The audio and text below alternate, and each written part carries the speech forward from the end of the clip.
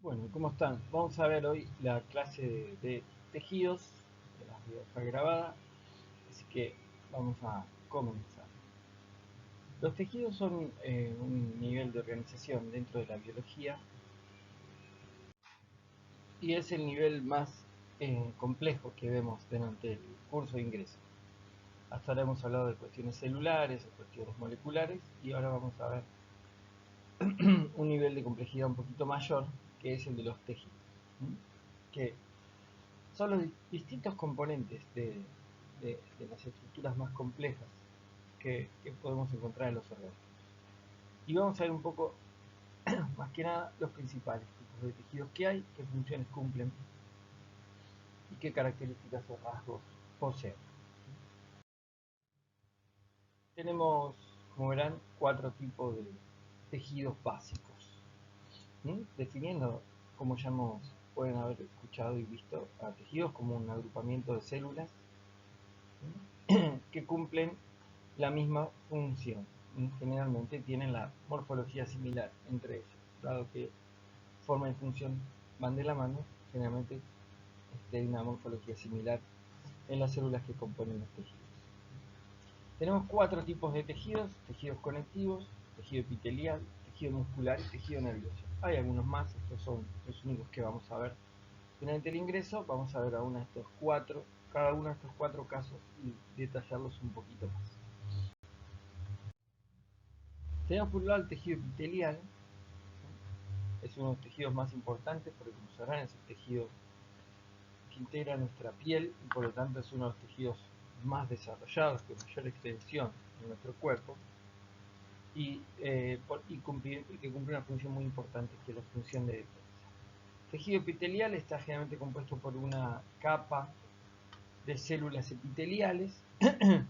Por debajo de esa capa siempre hay una lámina más gruesa que conocemos como membrana basal, que le da sostén, es la base por donde se apoya el tejido epitelial, y suele haber por debajo algo que se llama tejido conjuntivo, que es otro de los tipos que vimos.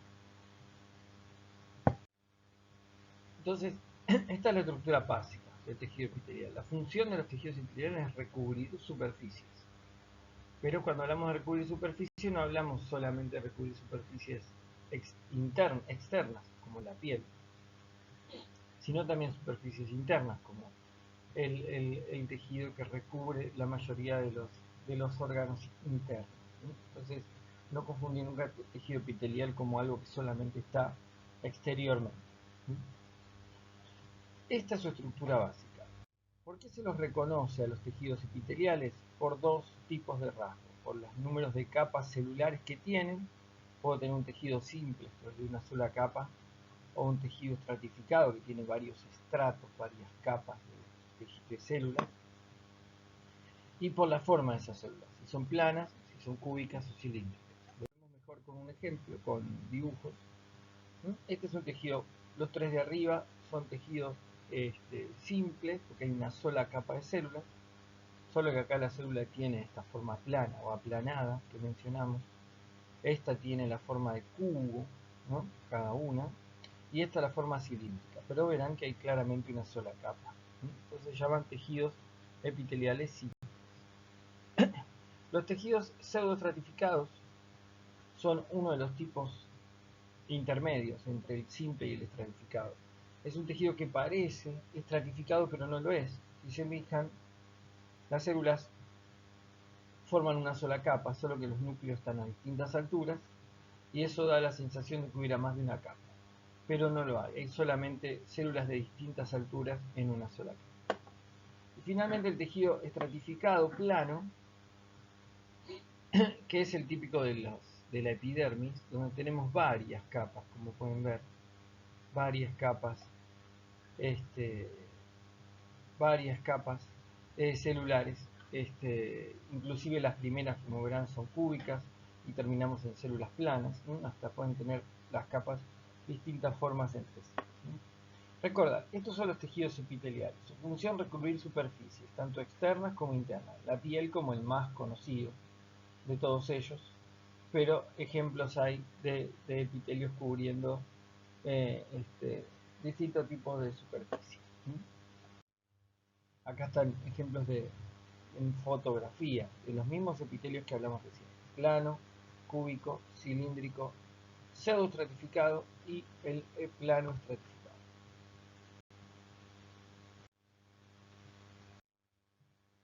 El otro tipo de tejido es el tejido conectivo, el tejido conjuntivo. Si se quiere, el tejido que nos puede generar algún tipo más de complejidad porque hay muchos ejemplos distintos entre sí.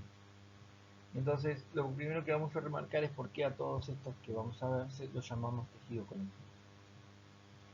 El tejido conectivo conjuntivo es un tejido que tiene la función de ser sostén, principalmente ser sostén de algunos órganos, sostén del organismo. Es un tejido que se caracteriza por tener dos componentes principales. Por un lado, un componente celular y por otro lado, un componente que llamamos matriz, que es acelular, o sea, no tiene célula, tiene otros elementos. Por ejemplo, en este ejemplo de tejido conectivo, que es el que está debajo de un epitelio, podemos observar. Tenemos los componentes celulares, como este macrófago, ¿sí? Como este mastocito, como estos fibroblastos. Estos que tienen el núcleo acá en marrón son células. Y todo el resto, vemos fibras de colágeno y un montón de fibras elásticas y demás, y distintas, como dice acá, proteoglicanos, glucoproteínas, son elementos que componen esa matriz no celular.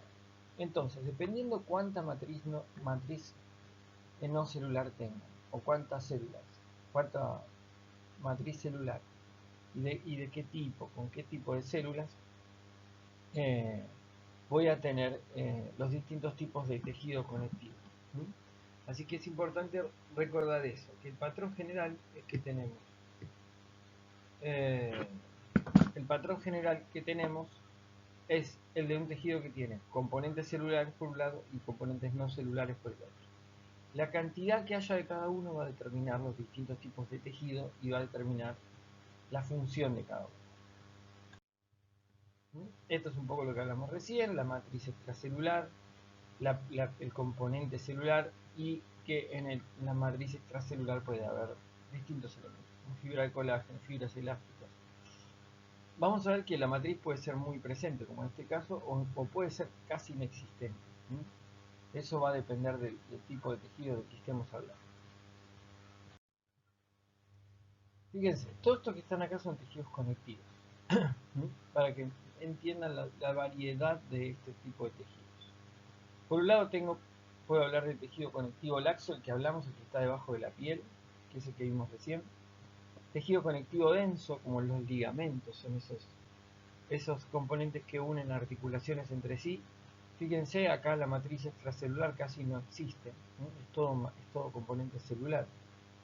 El cartílago, que forma parte también de nuestras articulaciones y nuestros huesos, especialmente cuando somos más chicos, también un componente celular y un componente extracelular bastante presente. El hueso, tejido óseo, también es un tejido conectivo. Los puntitos alargados que ven acá son los núcleos de las células, y la matriz extracelular está conformada básicamente o impregnada por mucho calcio, de ahí que se habla del calcio de los huesos, y le da esa consistencia tan dura que conocemos. Pero el hueso es tejido óseo, es un tejido y es un tejido conectivo. La sangre es otro tejido conectivo que tiene los componentes celulares y el componente extracelular que llamamos plasma sanguíneo, que es básicamente agua con componentes, y el tejido adiposo, el tejido de la grasa, el tejido donde almacenamos reservas de energía, ¿sí? Fíjense que son adipocitos, se llaman, son básicamente, es un tejido también con un componente celular muy grande y un componente extracelular muy pequeño entre las células. Pero todos son tejidos conectivos desde este punto de vista. Tienen función de sostén, la sangre no, pero ahí hay mucha controversia. Si la sangre es un tejido o no, lo dejamos de lado. Pero bueno, básicamente la función es de sostén y la presencia de células más una matriz extracelular. El tejido muscular es el tejido cuya función es la contracción muscular. ¿Qué hacemos después con esa contracción? Es otra cuestión aparte, ¿no? Porque con esa contracción podemos movernos al contraer un músculo y mover la articulación. Con esa contracción podemos cerrar un esfínter, con esa contracción podemos hacer un movimiento peristáltico para que el alimento pase por el intestino. Digo, con esa contracción se pueden hacer un montón de cosas. Podemos hacer latir el corazón, ¿tá? Pero la función no deja de ser la misma. Es un tejido que tiene capacidad contráctil y a partir de eso puede elaborar distintas funciones en distintos órganos que conforman. Desde mover un brazo hasta hacer latir el corazón, hay distintas funciones. Hay tres tipos de células musculares que puedo encontrar en un músculo, en los distintos músculos.